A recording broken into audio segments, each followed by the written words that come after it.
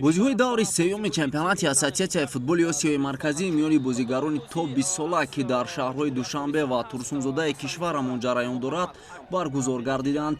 Дар ин мусобиқаи кафа тоҷикистонро ҳайати наврасони то 17 солаи мамлакат намояндагӣ дорад. Дар даври сеюм шогирдони Раҳматулло Фузайлов бо тими ҷавонони то 20 солаи Туркманистон андари майдони рақобат шуданд. дидори дастаҳо дар варзишгоҳи Талко Аренаи шаҳри Турсунзода доир гардида бо ҳисоби 4-2 ба суди футболбозони тоҷик ба анҷом расид. ситоди мураббиёни кишвар бо роҳбарии Фузайлов дар рақобати мазкур бештари бозингарони эҳтиётиро ба майдон бароварданд.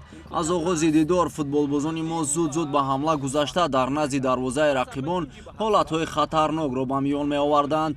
дар дақиқаи 12-уми нерӯсанҷӣ ҳамлавари узви мунтахаби наврасони Тоҷикистон Муҳаммад Камолов тӯбро ба ҷаримагоҳи футболбозони туркман партоф кард ва дар ҳамин ҳолат бозингари рақиб хост бо сар партофти бозингари тоҷикро аз ҷаримагоҳ берун созад, аммо тӯб ба назди футболбози мо Ориён Меҳри Нуриддин омад ва ӯ аз ин иштибоҳи бозингари рақиб бо самар истифода намуда ба задани гол мушарраф шуд, вале довари канорӣ бинобар дар ҳолати нобозӣ қарор доштани футболбози тоҷик голро бекор кард. бо гузораи ҳамагӣ чанд сония миллипӯшони тоҷик пас аз як ҳамлаи бобарор ҳисобро кушоданд.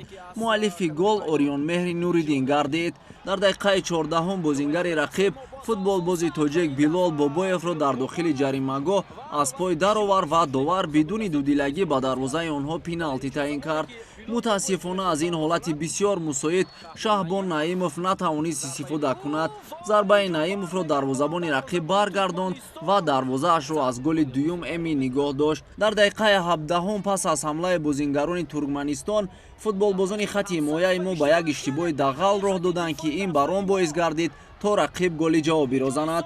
муаллифи голи дастаи Туркманистон Абдулло Қодиров дониста шуд. дар дақиқаи 26-ум футболбозони туркман партофти кунҷиро бо самар истифода намуда голи дуюми худро вориди дарвозаи мо намуданд. Абдулло Қодиров муаллифи голи аввали дастаи Туркманистон бо сар тӯбро ҷониби дарвозаи миллипӯшони мо намуд ва дар ҳамин ҳолат сарвони мунтахаби Тоҷикистон Баракатулло Нигматуллозода иштибоҳан тӯбро ворид дарвоза намуда автоголро ба номаш сабт кард, вале пештозии рақибон дер давом накард. дар дақиқаи 30 Меҳрубон Ҳамидов узви наврасони Тоҷикистон бо як партофти зебо ба Тоҳири Муҳаммаҷон имконияти мусоид барои задани голи ҷавобиро фароҳам овард ва ин футболбози навраси кишвар тӯбро вориди дарвозаи рақиб намуда ҳисобро 2-2 кард.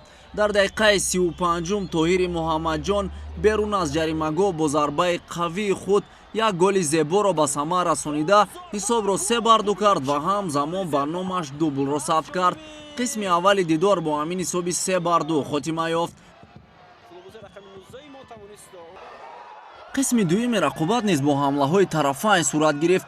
дар ин пайд аз миёни ҳар ду даста танҳо ба футболбозони тоҷик муяссар шуд то ба задани як голи дигар мушарраф шаванд. Масрур Ғафуров дар дақиқаи 82-ум голи чоруми миллипӯшони кишварро вориди дарвозаи Туркманистон намуд ва бо ҳамин ҳисоби 4-2 рақобати дастаҳои Тоҷикистон ва Туркманистон дар даври сеюми чемпионати ассотсиатсияи футболи осиёи марказӣ миёни бозингарони то 20 сола ба анҷом расид. дар даври чорум бозингарони тоҷик бо дастаи Узбекистон дидор анҷом медиҳанд. баргузории ин бозӣ санаи 26 май дар назар аст. қобили қайд аст ки иштирок дар чемпионати ассотсиатсияи футболи осиёи марказӣ миёни бозингарони то 20 сола барои наврасони то 17 солаи кишвар як қисми марҳилаи омодагӣ ба чемпионати Осиё 2023 ки баргузориаш моҳи июн дар Таиланд дар назар аст дониста мешавад. дар рақобати дигари даври мазкур мунтахаби ҷавонони то 20 солаи Эрон бо ҳисоби 4-1 ҳамтоёни худ аз Афғонистонро шикаст доданд.